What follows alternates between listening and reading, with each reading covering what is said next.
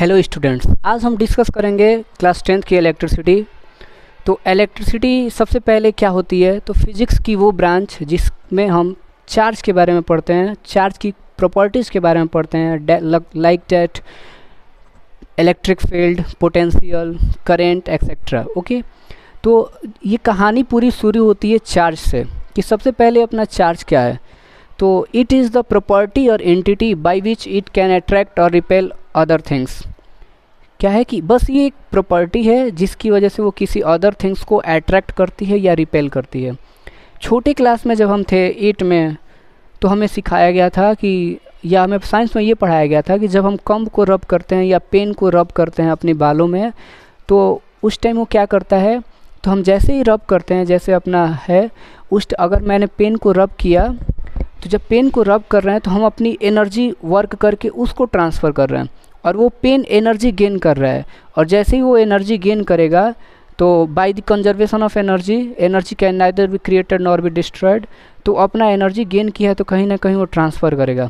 तो जैसे हम पेन को रब करते हैं तो वो एनर्जी गेन किया, पार्टिकल्स के पास ले गए, पेज के टुकड़ों के पास ले गए, तो वो लिफ्ट अप कर दे रहा है क्योंकि वो एनर्जी उसमें क्या कर रहा है, उनको ट्रांसफ़र कर रहा है।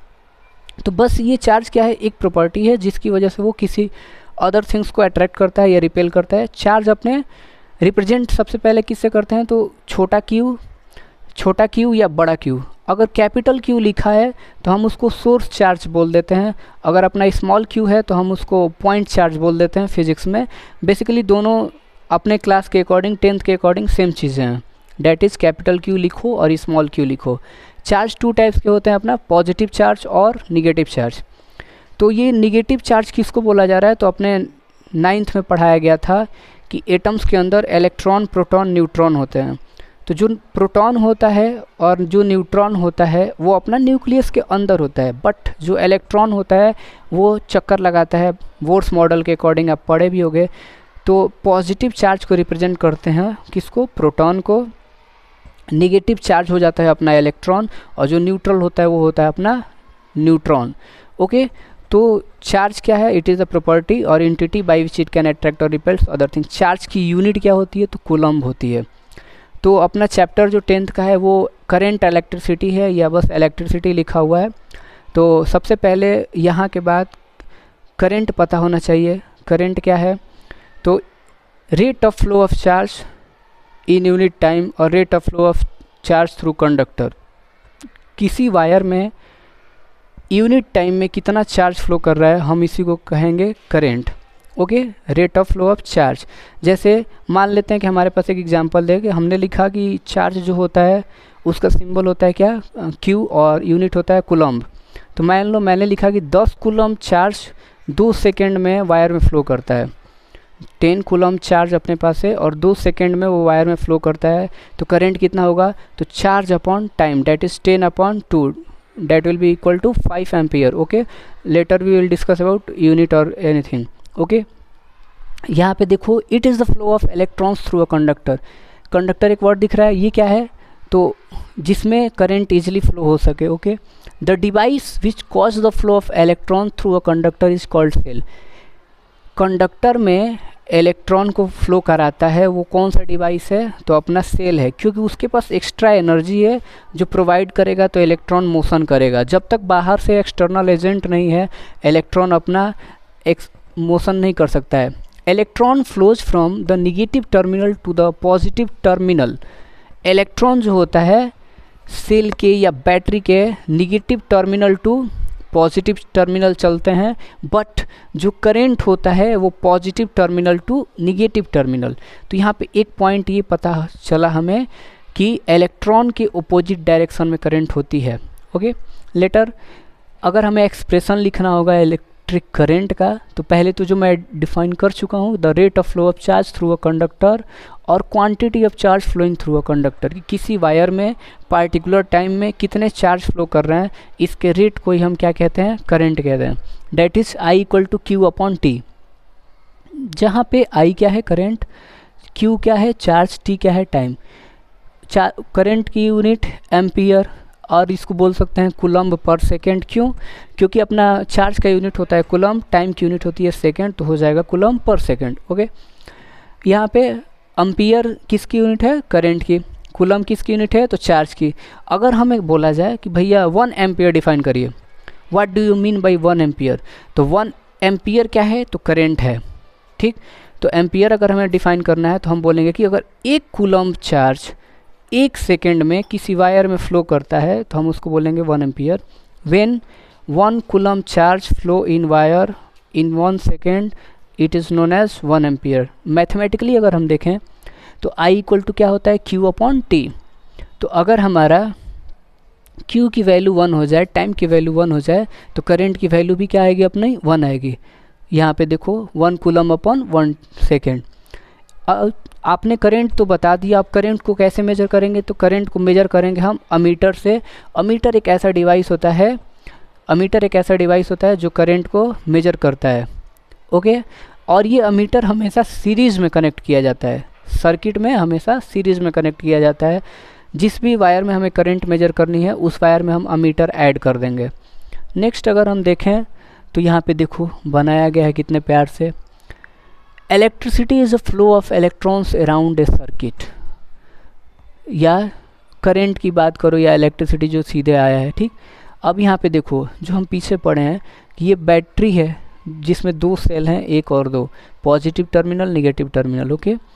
करंट यहाँ से निकली है पॉजिटिव टर्मिनल से, ऐसे ऐसे आई है, इसको रेजिस्टेंस बीच में रजिस्टर मिला है या रेजिस्टेंस बोल दो, फिर वापस ऐसे चली आएगी। लेकिन यहाँ पे बस इन्होंने चार्ट के थ्रू क्या बताया है, फिगर के थ्रू, कि जिधर करंट जाती है उसके अपोजिट डायरेक्शन में अपना इलेक्ट्रॉन चलते हैं, ओके। और ये बैटरी ऐसे जो हमें फिजिकल अपीयरेंस दिखता है बाहर उसको, बट सिंबल क्या है? तो ये है, ओके। सिंबल अपना याद रखना है, सर्किट।